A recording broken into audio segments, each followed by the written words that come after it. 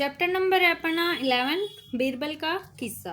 तो एक दिन क्या है, अकबर, उनका बेटा और बीरबल क्या है नदी किनारे टहलने गए। नदी का पानी इतना साफ और ठंडा था कि अकबर ने कहा, वाह, चलो हम तो नहाने जा रहे हैं। बीरबल, तुम हमारे कपड़े संभालना। अकबर के बेटे ने भी कहा, हाँ, मेरे कपड़े भी संभाल लेना। दोनों पानी में कूद गए और मस्ती करने लगे। कभी पानी उछालते तो कभी एक दूसरे पर छींटे मारते। बीरबल किनारे पर खड़ा मुस्कुरा रहा था। अकबर ने पानी से सिर बाहर निकालते हुए कहा, बीरबल, तुम ऐसे खड़े हो जैसे किसी गधे का बोझ ढो रहे हो। बीरबल ने तुरंत जवाब दिया, नहीं नहीं हुजूर, 2 गधों का। अकबर और उनका बेटा ये सुनकर हंस पड़े। तब आपके आगे दे रखे जैसे मुख्य शब्द मस्ती यानी मजा, ढोने यानी उठाना, छींटे यानी बूंदे। मौखिक भाषा विकास हेतु चर्चा। अकबर नदी में नहाने क्यों गया? तो अपन लिखेंगे क्योंकि नदी का पानी क्या था, साफ और ठंडा था। अकबर ने बीरबल से अपने कपड़े संभालने को क्यों कहा? क्योंकि वह नहाने जा रहा था। अकबर ने पानी से सिर निकालकर बीरबल से क्या कहा? तुम ऐसे खड़े हो जैसे किसी गधे का बोझ ढो रहे हो। बीरबल ने क्या जवाब दिया कि नहीं हजूर, 2 गधों का। बीरबल के स्थान पर आप होते तो क्या जवाब देते? जैसे मैं कपड़ों की रखवाली कर रहा हूँ हुजूर, इस तरीके से कुछ भी आंसर दे देते। नदी के अलावा और किन किन स्थानों पर नहाया जा सकता है? जैसे कुएं में, तालाब में, बाथरूम में। अकबर को नहाना अच्छा क्यों लगा? क्योंकि नदी का साफ पानी था। चित्र देखकर बताइए कि किन किन कार्यों से नदी गंदी होती है। तो अपने को नदी गंदी कचरा फैलाने से, फेंकने से, नाले का पानी नदी में मिलना, जानवरों को नदी में नहलाना, इससे क्या है, गंदी होती है। साफ पानी किन किन काम में आता है? नहाने में आता है, खाना पकाने में, कपड़े धोने में, पीने में और सफाई करने में। और फिर आपको एक डायग्राम दे रखा है कि जैसे नहाने में, खाना पकाने में और पीने में कितना पानी यूज में लेते हैं। जैसे नहाने में 1-2 बाल्टी, खाना पकाने में 1 बाल्टी, या पीने में अपने को ज़रूरत के हिसाब से अपन काम में लेते हैं। फिर आप स्वयं को साफ रखने के लिए क्या क्या करते हो? सही का निशान लगाना है।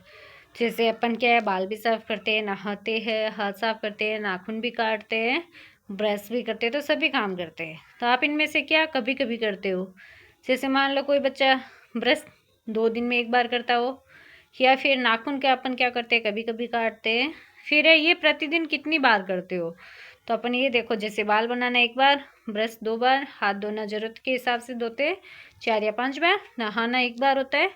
फिर शब्द अकेले या एक साथ, नहा का, नहाऊंगा, नहाऊंगी, नहाएंगे। तो इसी तरीके से आपको दो, खा और पी का बनाना है। जैसे दूंगा, खाऊंगा, पीऊंगा, धोऊंगी, खाऊंगी, पीऊंगी, इसी तरीके से अपन शब्द बनाएंगे। फिर आपको यह गे धमने वाले चित्र को पहचानना है और सही का निशान लगाना है। तो गे से ज्ञानी, ज्ञानी पे अपन राइट का निशान लगा देंगे। इस तरीके से अपन लिखेंगे।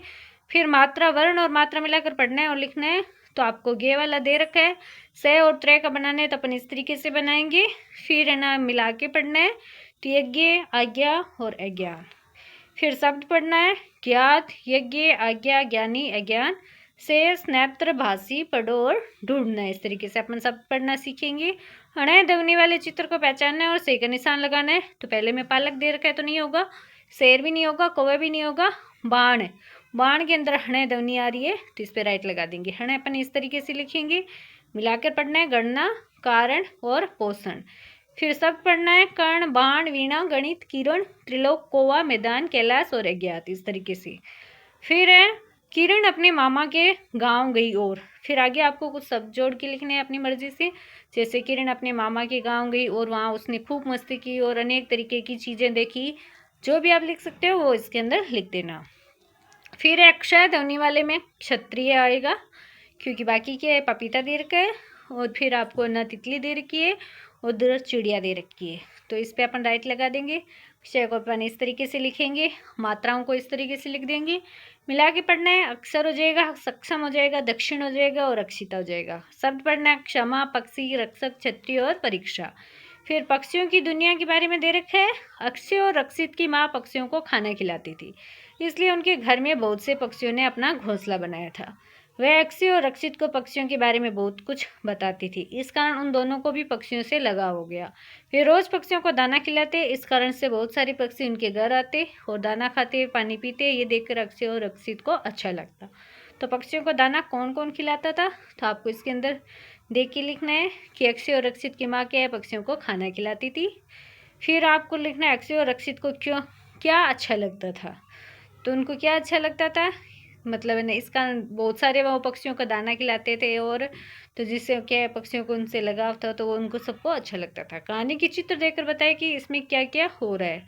तो देखो इधर ये क्या है, ये बच्चा है और है ना इसके पापा क्या है, इसको पक्षियों को क्या है दाना खिला रहे हैं। इधर पेड़ पे क्या है, चिड़ियाएँ बैठी है, बहुत ही सुंदर वातावरण है। फिर अक्षय और अक्षित की माँ क्या करती थी, तो दोनों क्या करते थे, पक्षियों को खाना खिलाते थे। बहुत सारे पक्षी अक्षय और अक्षित के घर क्यों आते थे, तो ये मतलब इस क्यों आते थे कि ये अक्षय और अक्षित को पक्षियों के बारे में कुछ बताती थी, इस कारण दोनों को पक्षियों से लगाव हो गया था। फिर रोज पक्षियों को दाना खिलाते, इस कारण बहुत सारे पक्षी उनके घर पे आते और दाना खाते पीते, ये देखकर अक्षय और अक्षित को अच्छा लगा। तो इस तरीके से अपन इनके आंसर लिखेंगे। Thank you.